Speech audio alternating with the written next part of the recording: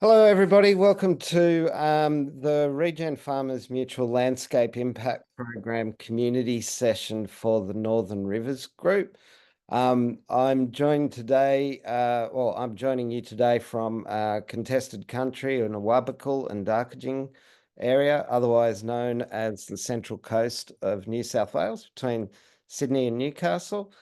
Today, I'd like to have the opportunity to present to you, but then I'm going to actually bring in Kristen Den Exter, who is local Richmond River keeper, plus the working team of the Northern Rivers Landscape Impact Program. So Gavin Tinning, Deanna Finance, Tanya Jobling, and Joe Levin. So as much as I might bore you with my monotonous voice at the beginning, hopefully we'll lighten it up and hear from some other voices in the middle. And towards the end, we fully invite questions so that we can explore the things that you want to learn about from the process that we went through. So thank you for your time. Without too much further faffing around, I'd like to take us to the presentation. It always helps to have pre-prepared this, but of course that one just slid off. So this is lessons learned at a landscape scale with the Northern Rivers. Just by way of background, we've been able to run the landscape impact programs courtesy of funding from the New South Wales government through the Department of Energy, Climate Change and Water.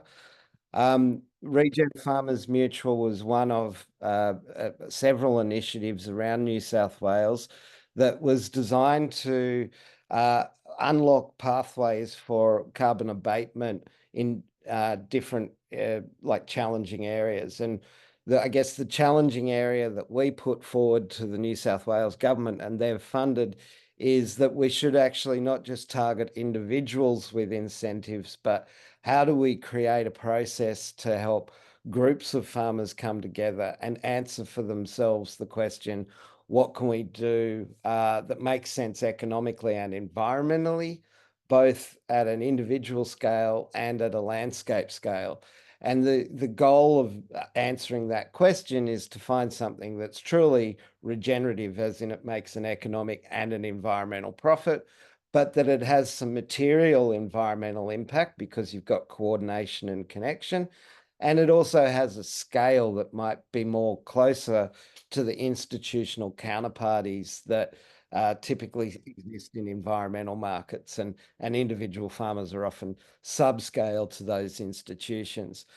So within the four landscapes of New South Wales, we have the Southern Tablelands Agricultural Restoration Project, which has largely looked at carbon plantings and box gum grassy woodlands regeneration. And, you know, the resulting design of that carbon planting with space in between means you've actually got a renovated and improved native pasture after 5 years of growing your carbon, and that potentially that sort of transaction can roll across the landscape over time and across neighbours, and that ultimately they can envisage a south-north connection between this group of farmers connecting with an existing east-west landscape impact, east-west biodiversity corridor called the K2W. In the Upper Clarence Rivers, Upper Clarence area, which is actually on the New South Wales Queensland border, right at the headwaters of the Clarence, flowing east, or flowing 4,000 kilometres into the Mole River and out into the Murray-Darling system. Those sort of high rainfall, high altitude New South Wales farmers in the headwaters region have got both soil carbon and planting of trees opportunities. They've got huge amounts of biodiversity, gliders, black glossy cockatoos, and a huge appetite for biodiversity amongst that community. The Murray Inland Delta project was run by the Western Murray Land Improvement Group, and they're seeking to connect through environmental plantings private wetlands with existing creeks and rivers, starting with a connection between existing farmers. They'll connect the Wuckle and the Murray rivers, and then they aim to reconnect that whole mid-river delta north of the border in New South Wales. But we're also exploring discussions in Victoria of how to meet with a group of the Gunbower farmers who have got the same sort of landscape south of that New South Wales border and get a joint kind of cooperation around this Murray Inland Delta program. And then the reason that we're here today is to look at the Great Northern Creeks Landscape Impact Program.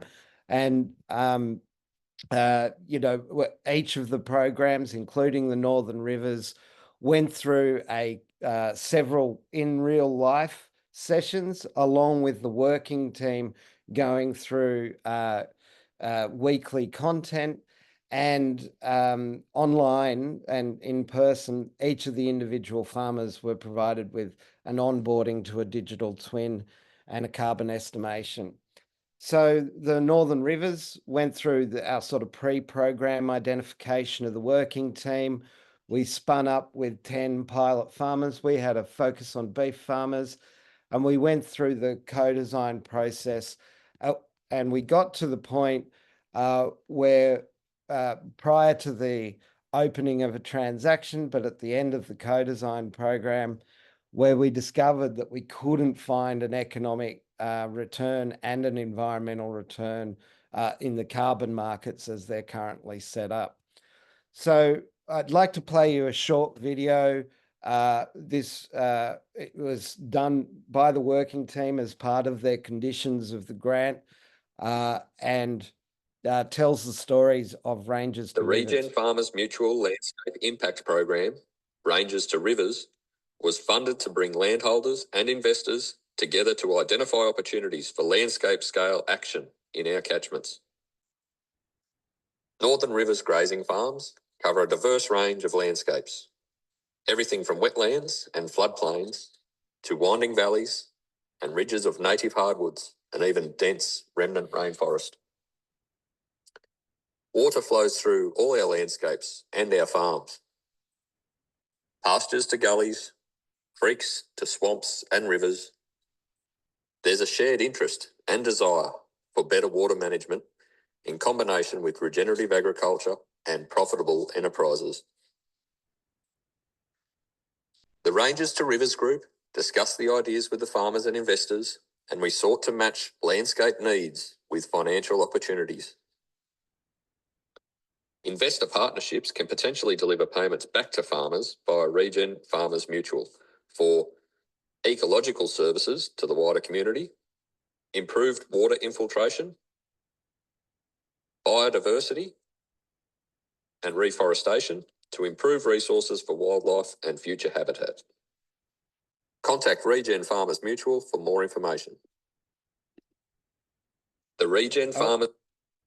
So what the Northern Rivers team did was what was asked of them of a landscape impact program. They investigated that question of what makes economic and environmental sense. They produced farmer-facing materials, market-facing materials to engage with investors, and a financial model. However, what came of that was that the financial model showed that there wasn't yet a carbon transaction, and that the biodiversity and hydrology benefits that were of interest to the farmers, both individually and collectively, are too immature as market mechanisms at this stage, to base a transaction on. So I'd like the opportunity of introducing you to the working team.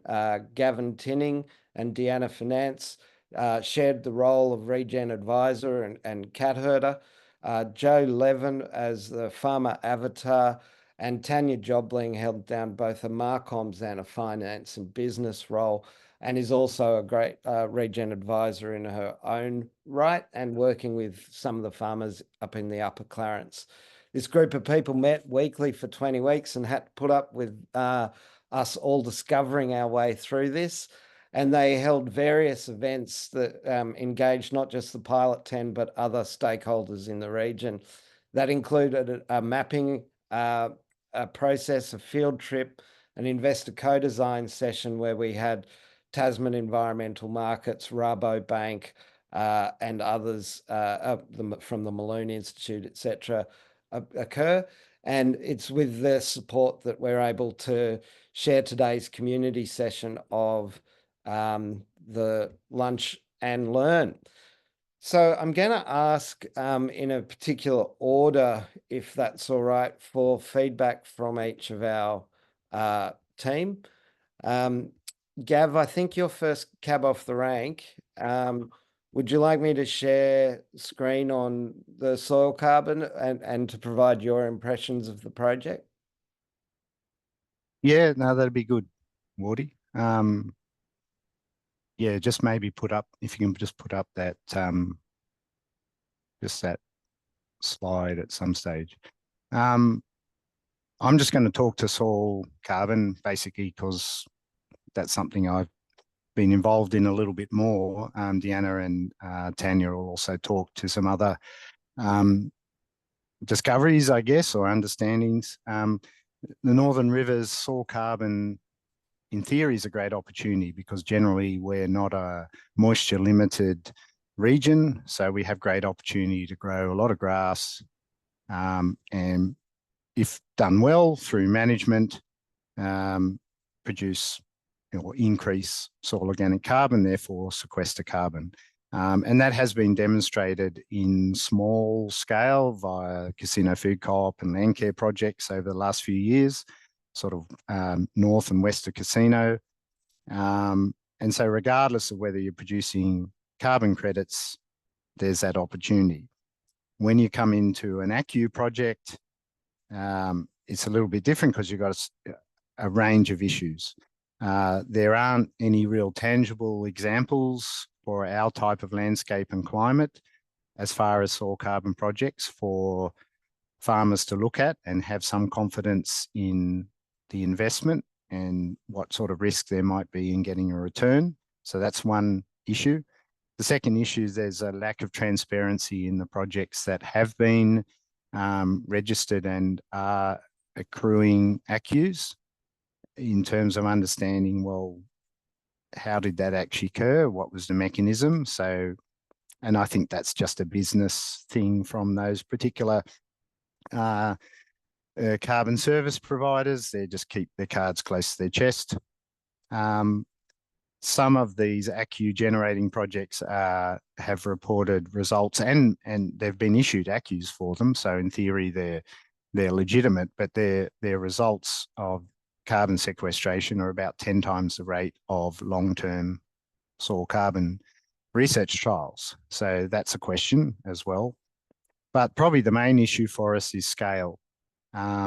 We don't have a lot of country that suits a soil carbon project, as in doesn't have a lot of trees on it, open country at a size where the investment costs, so you're looking at about 120 grand, say for a 100 hectare project, you're looking at about 120 grand investment over the life of the project. So it's over 25 years. Your return's going to be, net return's going to be about 150,000 approximately. So that's really only $6,000 a year. So it's not a big return on that investment. Obviously, if you get to 100,000 hectares, it's a different ball game. You're getting a return of probably $70,000 a year, but I'd struggle to find 1,000 hectares of country suitable in our region. There might be places with a couple of 100 hectares that may prove to be viable. So there's quite a lot of project risks at a small scale.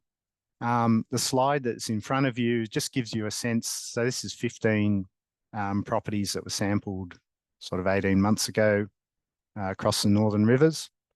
That was a bit of a mixture of Landcare and Casino Food Co-op projects that Southern Cross Uni sampled. And you can see quite a degree of variation in the soil carbon, both on property basis, but also if you look to the right-hand side, Farm A, you'll see substantial variation within a paddock in soil carbon.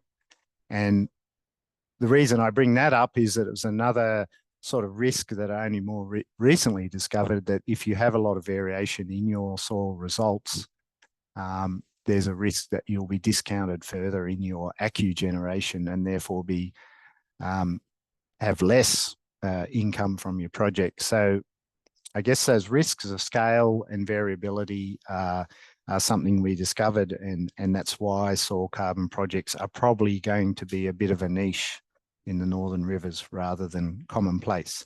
However, building soil carbon for production, for improving ground cover, for improving beef production is totally viable.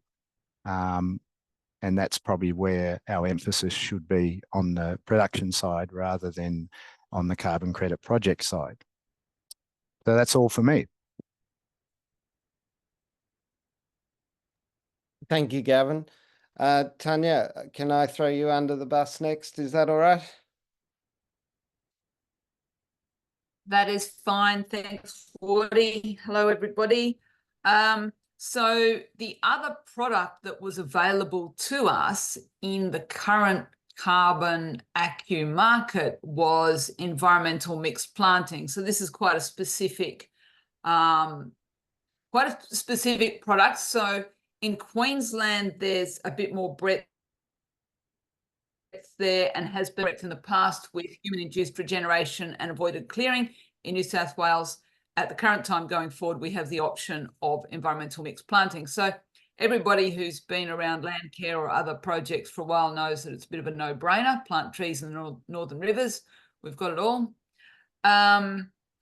But could we do it for ACCUs was the question we were asking. And our pilot group, we primarily looked at cattle properties. We acknowledged that cattle properties were one of the largest land uses in the Northern Rivers, and therefore, you know, if this product worked for cattle properties, that would be landscape impact that we were aiming for. So we looked at environmental mixed plantings on cattle properties, and we found the core issue of scale and appetite. So a lot of properties in the Northern Rivers don't have a large area of cleared country suitable for planting, and they don't have a great appetite for then taking that cleared country, which is currently committed to cattle, and putting it over into plantings. So there is a bit of a hangover from the 1990s, early 2000s, from the MIS, managed investment schemes, and the plantings that were involved there. So that's in close memory for people. There's not a great appetite to get into funded plantation systems. At the financial level, because the areas that people had were small in terms of projects. So when we say small, we're looking at perhaps 20 hectares. So that makes your individual project cost really high in terms of your fencing costs, your access costs, and then your compliance costs were really high. So even at a high ACCU price, so this is what we did in our financial modeling, even around 75 or more dollars per ACCU, it was hard just to cover the setup costs and the management costs and the fencing costs for a small scale on farm ACCU planting. The obvious question that we led to then was aggregation. And, you know, in a landscape where you've got larger farms with a lesser number of landholders, aggregation might be easier to achieve where you've got more commonality between the enterprises of your landholders. But in the Northern Rivers, we're incredibly diverse. Our farms are diverse. The number of enterprises, or the way in which people run enterprises on their property, is really diverse. So to achieve aggregation, there was a really high cost of the actual mechanism that aggregation would need to take to apply across a number of properties to get the critical mass. And then, as per the soil organic carbon, you've got you've got the risk factor. So because you're working with small projects, you've got the risk of a project not working, you know, or failing in some way that then feeds back into your aggregated results. So aggregation became a difficult kind of mechanism to work with where the farms were not similar and there was a lot of farmers needed in order to get an aggregated amount, bearing in mind that the ACCU project still is registered per individual landholder. So you needed another mechanism there. The appetite in the cattle farmers for turning cleared country into plantation, we found was reasonably low. People were more interested in other mechanisms that would be around looking after their existing biodiversity. Some of the ones Wardy mentioned, so landscape rehydration, riparian, things like that, the mechanisms that aren't existing yet for credit markets. What we concluded was that at this time, there's a mismatch between what people are looking for and what products are currently available to them, being soil carbon and plantings. What we might have done was targeted a totally different demographic, even in the Northern Rivers landscape. So if we had have gone more for tree changes, which are a much smaller proportion of our total landscape, but are less committed to running cattle on cleared country, we might have found products, but it would have been isolated instances. So we didn't manage to achieve a kind of landscape scale across the cattle industry, and we might have achieved more at a lifestyle level, but it wouldn't have been critical mass either. So we feel that at this time there's a mismatch between the demographic and the products available, but we did identify a lot of other products that the demographic is interested in. So I'll hand over now, and then we can talk more about that. Thank you. And a great job. And Deanna, can I throw you under the bus next? Yeah, I just wanted to follow on and repeat really what Tanya said there, that as a landscape hydrologist, I thought a landscape impact program would be a great place to explore how can we reward farmers and landholders for managing the land really well. And I think all of us in this room need to constantly ask ourselves, are the projects that we're working on doing environmental good? And I was challenged throughout the project by questioning, is what we're trying to do here, what the farmers want to do, is that going to fit into the market, or are we missing out on the opportunities that the market's providing? And I think that's what I came out with, that the market is set up for businesses. It's for offsetting carbon emissions. So we've already got too much carbon in the atmosphere. What are we going to do about that? It's not really about how farmers can improve their local environment or their landscape scale environment. And it's not really allowing our farmers to be paid for those environmental services. So we've been talking about environmental services for over 25 years now.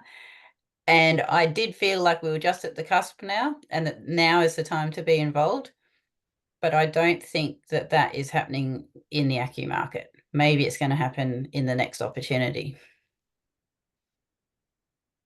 Thanks, Deanna. Joe, we didn't get a chance yesterday to prep, but I would invite you, if you would be willing, to come off mute and share any thoughts as a working team member with the group here. And it can be as the farmer avatar, as Casino Food Co-op, as you see fit, mate. Thanks, Wardy. Can you hear me okay? Yes, I can. Probably can't see me real well, as long as you can hear me. I won't be able to pull any facial expressions. And okay, so yeah, I suppose as a farmer avatar coming from sort of the commercial space with the Casino Food Co-op and having sort of a global network of meat, offal, leather around the world, we're sort of presented with a range of different market opportunities. And I suppose coming into this project, what excited me the most was this ability to be able to explore some of the great things that the Co-ops initiative with its farmers working in this environmental space, with an initiative that we run with our farmers, looking at soil, climate and water, and we're doing all these things on ground. There's all these farmer-led action-based outcomes being delivered. And what excited me was then the ability to now look at this. How can we put this in a box, put a ribbon around it, and somehow transact it? A few things, I suppose, that really come to light. At the beginning, you know, we don't know what we don't know. It probably was less pointed towards the ACCU market. It was probably a little bit more, my understanding was it was a little bit more open in terms of economic and financial. That was sort of almost open-ended in terms of, you know, may the most creative team win. So I suppose, you know, there's a couple of things like transactions. What are those? We didn't arrive at a transaction. No, we didn't arrive at a transaction for an ACCU market, although we probably did arrive at a number of transactions for other markets that could be pursued in the environmental services space. I suppose, you know, what was that sort of the method of transaction that sort of pulled apart the sort of definition, the meaning between, well, are we really looking at a purchase? Because ACCU is probably actually purchasing an outcome, as opposed to are there actually environmental investors that want to invest in an activity to then deliver an outcome? So that was probably one defining point that, or revelation, I suppose.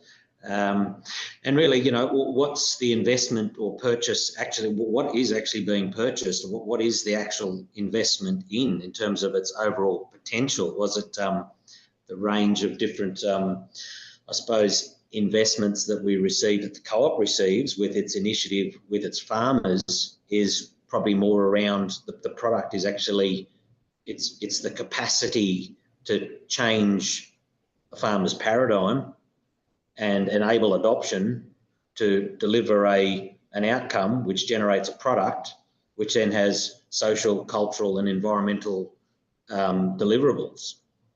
So it's sort of, I guess the project helped us really pinpoint, you know, what the hell, we thought it was probably, you know, it was around riparian, it was around, you know, river repair, you know, what actually, you know, that was our brand, our product brand, I suppose, but what actually was the investment or the purchase going to be in?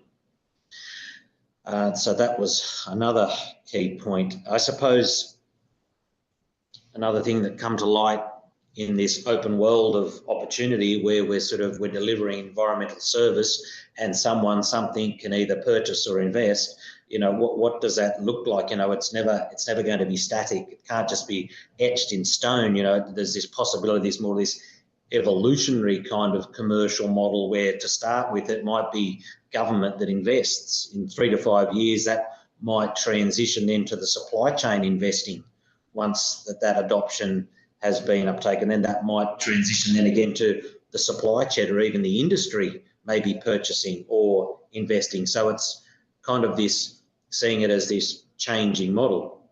Coming back to, I mean, this is completely off track with where we ended up, because at the end of the day, I suppose we had no product for ACCUs, but I suppose shedding light on the fact that yes, we did actually find numerous products and transactable products, and probably highlighted along the way a vast range of opportunities to transact either through the investment or the purchase offline from the ACCU market.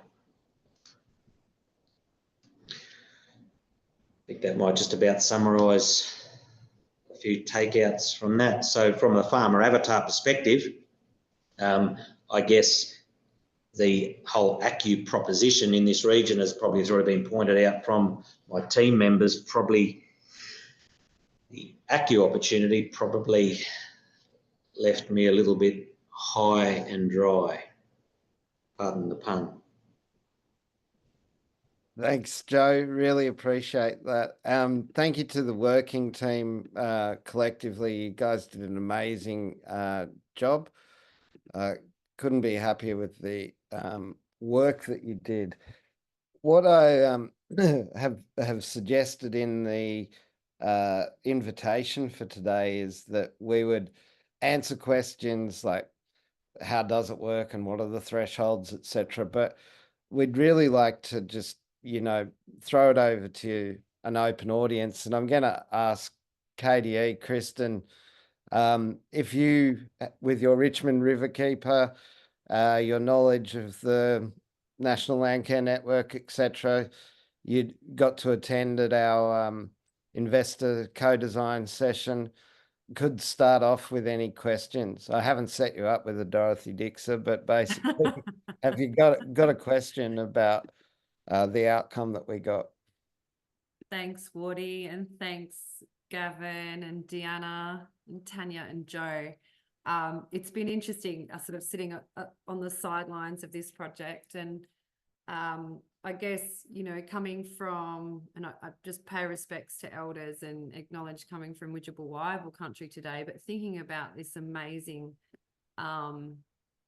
land that we live and work on and the communities that we live with. And I'm so intrigued about these other transactable products and opportunities. So hearing that the ACCU market is a mismatch and that constraint of looking at it through those products of directly trying to link it to the ACCU market. Obviously, we've got a nature repair market coming towards us at speed. And reflecting back on that workshop where we heard from Rabobank that they were interested in water and the river and the values of our rivers. Also, just wanting to give nod to the people in the room here that we've got people working really hard on a range of nature-based solutions projects that have just come online, that have received considerable funding from the federal government, looking at nature-based solutions to flooding. So Mark, I think Bridget and Shelley are in the room, and Richard Geddes from Jagun Alliance. So thinking about, you know, obviously, I think there is an opportunity here. It might not be in carbon alone. And Mark Jackson, you might have some really interesting reflections on this as well.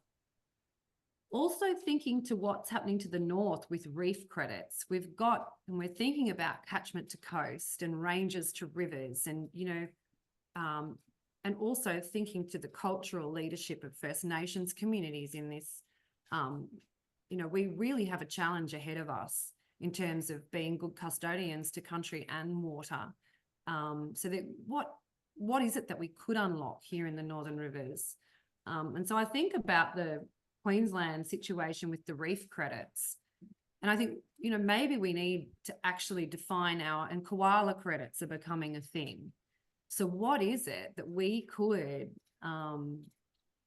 I guess, make unique and represent the improvement? And I'm thinking cod credits. Like, I could be way off here, but from the Richmond Riverkeepers perspective, we joined the Global Waterkeeper Alliance. It's about drinkable, swimmable, fishable water. We do not have that. We are not good custodians of water. Water connects us all, whether we're farmers or we live in towns and cities. So could cod credits, Eastern freshwater cod credits, unlock a key for us all to work together towards better outcomes for our river and our waterways? So I'll throw that one out there. And how do we influence policy? And if we can't drive change and adoption of regenerative, you know, practices here in the Northern Rivers, then there's something not quite right with policy settings. So I would also say, what's the case we would make to the policymakers? And right now is a really fantastic opportunity to do that as they rush to bring us to this nature repair market, which I have concerns it will fall in the same place. That aggregation is too expensive. How do we scale? What is that nature? Who is that nature repair market aimed at? What kind of credit can we come up with that's really truly Northern Rivers to just say, we want this kind of credit, or that may already exist. And I know there are others in this room working in other spaces that may, I think Rosalind Princely and the ANU team are here with the nature-based solutions hat on as well. So they're the kind of, not really a whole bunch of questions and a whole bunch of ideas from me. Thank you for going under the bus. Any of the team want to take up any of the questions, KDE? Not.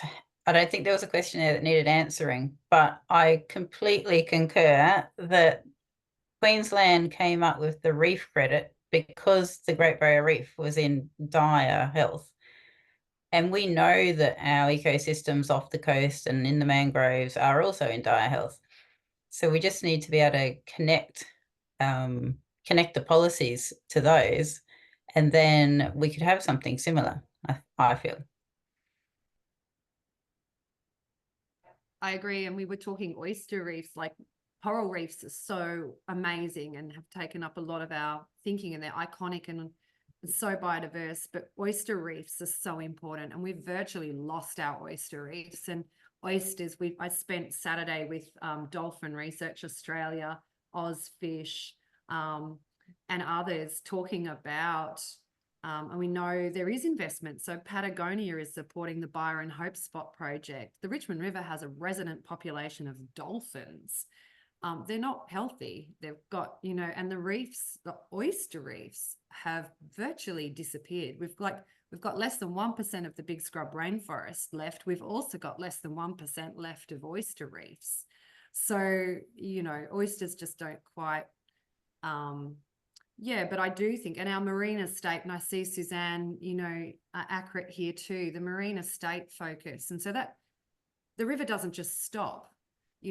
Our rivers and creeks and estuaries influence the marine estate, and there's a lot of focus on our marine estate as well. So there's a lot happening, but what can we bring investors to? And I think, Wardy, what's the story? It's really the pitch, isn't it? And it's matching that pitch and that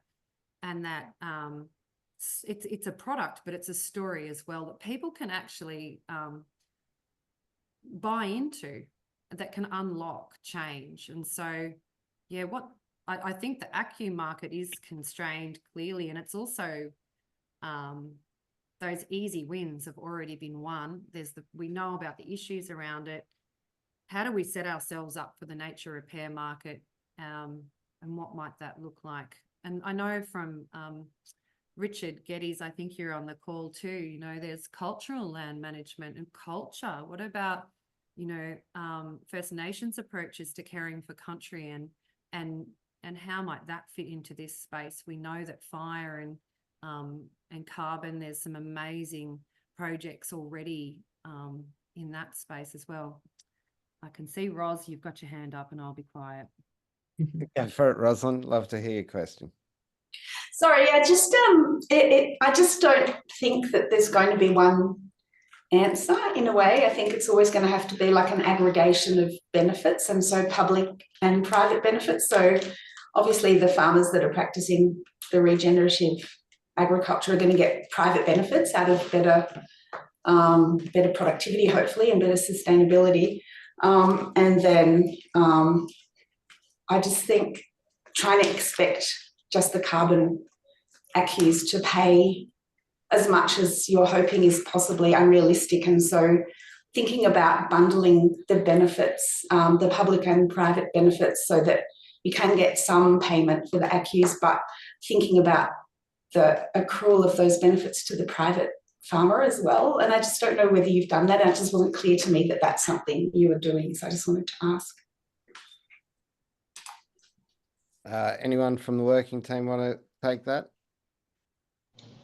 I'll have a shot at it, and it's not an answer, it's just an observation, just a comment.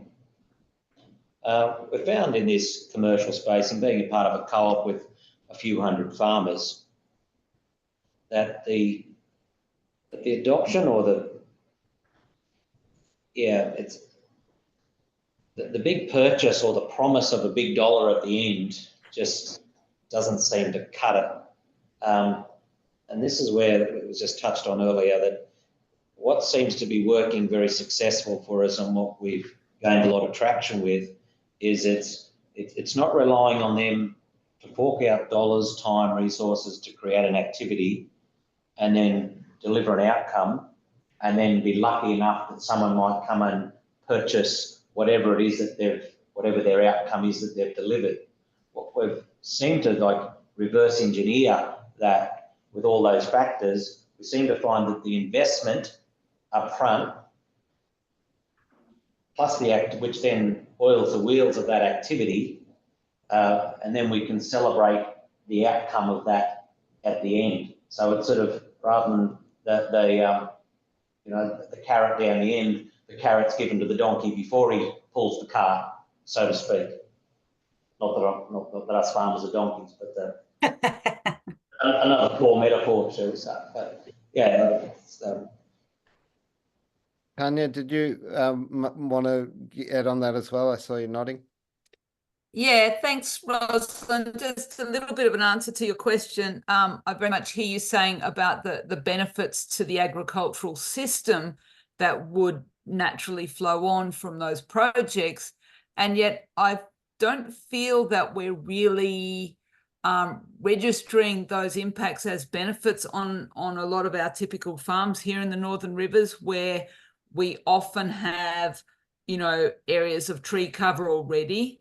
Not always, some farms are bare, but, we often have areas of tree cover, high cost of management of tree areas. We often have reasonably high soil carbon already. So whereas elsewhere in Australia, they're well-known pain points, low soil carbon, loss of trees and landscape. We're not really feeling those pain points often here in the Northern Rivers. Our pain points are different to that. So I think that it's just not easy to achieve market acceptance with that argument, which is really valid in a lot of other places, think Northern Tablelands, think Central West, but less so in the Northern Rivers. But it's a valid point across the landscape, but we need to design specifically for the Northern Rivers like Kristen's been talking about. Thanks. Mark, I see you with your hand up. Hey, Woody. Hey, mate. Yeah, I want to have a word in favour of benefit stacking. Rosalind referred to the need to do that, and I've actually been working with a financial analyst for a while, developing a sort of financial returns calculator, but it's very much based on the idea that you might get some income from carbon. You might be able to graze some cattle underneath your trees for, probably not for the first few years, but subsequently. You may be able to get some biodiversity credits. You might have bees adjusted, so we actually need to be able to do the financial calculations based on the range of income streams that can be relied on. The other thing that occurs to me is that at the moment we've got schemes that don't work well for the Northern Rivers because the focus has been on the broad acre and even arid and semi-arid areas where there's big properties, low cost, low land values and a lower marginal cost of generating credits. The market's only just getting to the level now at $35 a tonne, up and down from there, where hopefully sometime soon activity in the coastal zone will become viable, and we have to be ready for that train when it arrives. Part of being ready is getting a two-way flow of information with the policy makers, and in particular with the development of methodologies that actually work for the North Coast. To give you an example, at the moment, if you grow an environmental forest, then you can never take any timber out of it. If you grow a forest for timber, you have to cut it down at the end and clear fell it. There's actually no methodology that works for creating a permanent forest that's going to have biodiversity, linkage, and other benefits, including perhaps riparian protection, but you can also take some timber out of it. So where I go from that is simply to say that we need the policymakers in Canberra to be paying attention to us, and we are representative of the coastal zone in Australia, and therefore solutions that we come up with, that make markets viable up here are actually going to be applicable across the coastal zone, and it's really important going forward that we do come up with viable business models that can drive sustainable long-term land use. And my single short saying on the carbon market generally is that what we need is sustained carbon storage through sustainable forest and land management. So it's a matter of looking at what a sustainable North Coast environment looks like, and then making sure that the financial drivers do work. We can't just wait passively for that to happen. We need to actually get in the policymakers' ears. I see, Deanna, you're in violent agreement, or at least a thumbs up. Any comment you want to make? No. I'm trying to throw you under the bus here, dear. Oh, okay, all right. Well, I didn't need to add anything to that because what Mark said was really important. Well, It's our job. If you can talk to Canberra people, imagine for a second this recording would somehow make its way to Canberra. What would the policy settings in the Northern Rivers need to look like to be useful? It needs to focus on good stewardship. So what we find here in Northern Rivers is we don't have large areas of degraded soil and trees that have been cleared completely. So it needs to accommodate having good stewardship and recognise the benefits that that's providing everyone downstream, because every one of our towns is downstream from farmland. I think you could say all of our towns are downstream of grazing properties, and grazing is our largest land use. So it's really important that we help policymakers understand that what goes on grazing properties, whether they're 100 acres or thousands of acres, is important to the people who are downstream of them. That's what I'd say to Canberra. Thank you, Deanna. Can I add something to that, please? Yeah, please go, Susanna. So I think one of the difficulties that sometimes always happens in government is that they look at a specific problem in isolation, and I think going back out to look at the overall that you like to see. Is somebody else on this Zoom with you in the same room got their audio on, Suzanne? Because I'm getting an echo. No, it's just me. You want me to? I'll type it in the chat. Yeah, there's like a double. It's got an echo. I don't know if you've got two mics on or two audio inputs. Maybe a phone. But that sounded like it was going to be awesome, Suzanne. I'm sorry for cutting you off, but W is not great compared to single U. Other questions, comments from the floor, please. We've got 10 minutes, so let's get down and dirty. Yeah, I'll just throw a comment. My understanding coming into this project that this was kind of the purpose of the New South Wales government, was to throw the net out there and more or less asking the question, what have we missed?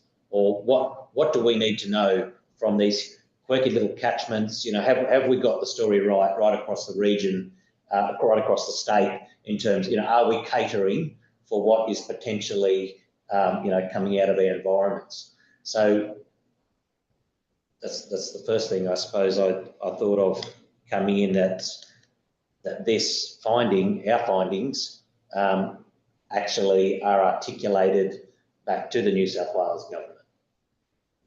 We're fortunate to have Simon and Catherine here from PIPAP, but additionally we've been joined by Helen Oakman and others from New South Wales government who might be able to respond to that, Joe. But I know they're all ears, but they get given mandates that they have to stay within, and getting cross-sector coordination has been a priority for them.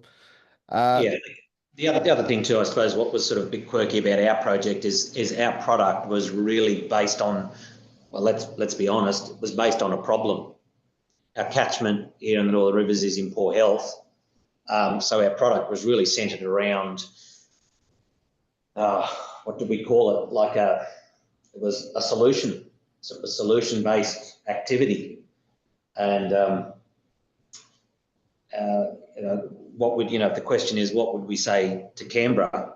Often when we sit down with these steering committees and these type of groups, we have so many different human influential agendas that sort of sit at the top. There's industrial, there's agricultural, social, environmental, there's cultural, there's a whole heap of these different that sort of muddy the waters a little bit. Another poor analogy.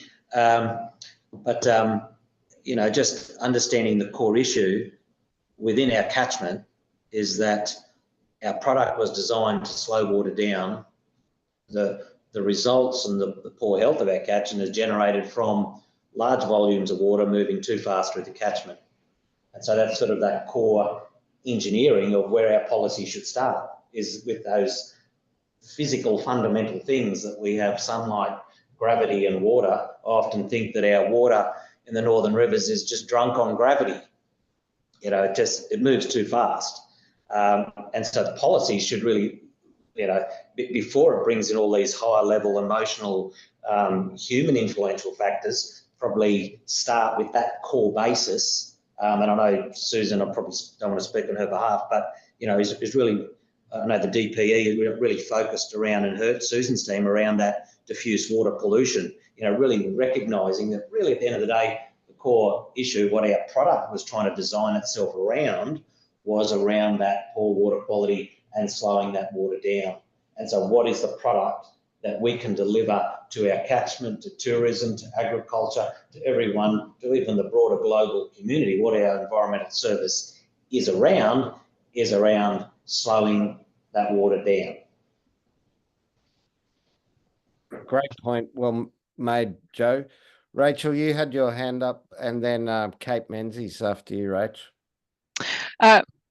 Thanks. Yeah, just something I've been pondering a bit. This is really great to see these. I mean, they're not great outcomes, but really important outcomes.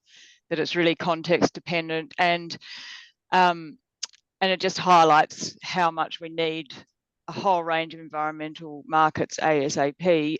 But one thing I'm really concerned about is the ag side with all the emission story. People who are very much kind of agriculture focused with little environmental less of an environmental focus are actually pushing farmers to further intensify and increase their production. And that story, so I'm up on the tablelands, that story that you need to increase your production and be more efficient and put more chemicals on, more fertilizer on, is really being pushed. That agenda is really being pushed, and that's what a lot of people are buying into, I think. So really important to see these outcomes. And yeah, the Northern Rivers is a little bit unique compared to up on the tablelands, but we've got a lot of areas that are still pretty natural, that these findings would also apply to, where an actual environmental market would be incredibly valuable to push back against that. So yeah, really good to see that this is out there in the conversation. Thank you, Rachel. Katie. Yeah, hi everyone. I'm part of Rosalind Prinsley's team at ANU, looking at nature-based solutions, but I'm also based in the Northern Rivers. So yeah, have a bit of knowledge of some of the issues facing water quality up here, and it's been great to be a part of this conversation. I guess I want to come back to the idea of these cod credits or oyster credits, and also thinking about what Joe has mentioned of having a market mechanism that targets solutions that are looking at slowing down water in the catchments and addressing diffuse pollution. And I think we need something that does all of these things and that also allows for these things to be done at small scales. And I think one of the issues with the reef credits is that there's a lot of work that goes into the modelling of of sort of how many credits you're going to get, and that's quite expensive and requires a lot of technical expertise, and is probably never very accurate anyway. And the carbon credits work in a similar way, I understand. There's a lot of science behind quantifying that. What does a market mechanism look like for water quality when a lot of the issues are diffuse? How can you quantify how many credits you get for rehabilitating one riverbank or replanting 100 meters of riparian vegetation that's the waterfront of one landholder? Yeah, just throwing out more questions, I guess. And it's a pretty good one. I'm wary of time. I think there are thresholds to scale, and interesting questions about whether you go back to payment for activity, like Joe was saying, or payment for the diffuse water outcomes. You can get farmers engaged with payment for activity that will have a volumetric water benefit that you can measure, but asking them to be responsible for the diffusion of results that are the collective of lifestyle and industry and other land masses won't work. So the mechanism has to kind of work for adoption if we want it to work. That's the nature of pair market or this local credit. But also it's got to be realistic in terms of, you might not see parts of flow or speed or water quality change until you got 15% of the catchment under management to see a material impact. So you do have this lead time until you can get that happening before you see material measurable outcomes. So you've got to prime the pump, so to speak. Simon, saw you came off, and we're just at 1:30, but if you had any comments or questions to make from any of the questions that you've heard previously. Look, no specific questions, but yeah, just a comment on, thanking the team for all their efforts. I think, yes, there may not have been a fantastic outcome from the carbon side of things, but I think it certainly wasn't from a lack of trying from what I've heard. And, I think a lot of the background work there has been, very valuable going forward as far as looking at other, market opportunities as they emerge. I guess, just to be clear, this funding has come out of a net zero program. It's specifically targeting reduction in carbon emissions or increasing carbon absorption, recognising there are a lot of other co-benefits that could potentially, help with the funding of that.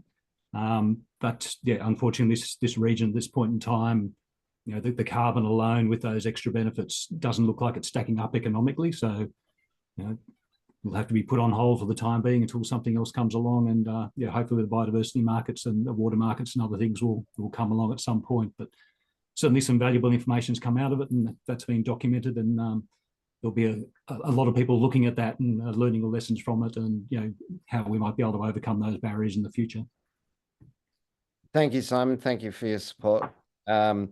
I'd like to echo your words and thank again our amazing working team, Gavin, Deanna, Tanya, Joe, and by extension, the pilot 10 farmers and the broader support from all the stakeholders in this area. This has been recorded and will be available for, rewatching. And please, I'd encourage you to get in touch either with the mutual and or the stakeholders that you've heard from today if you've got further questions beyond this 1 hour session. So thank you, everybody. Welcome to the end of the Landscape Impact Program for the Northern Rivers by Regen Farmers Mutual. Thank you.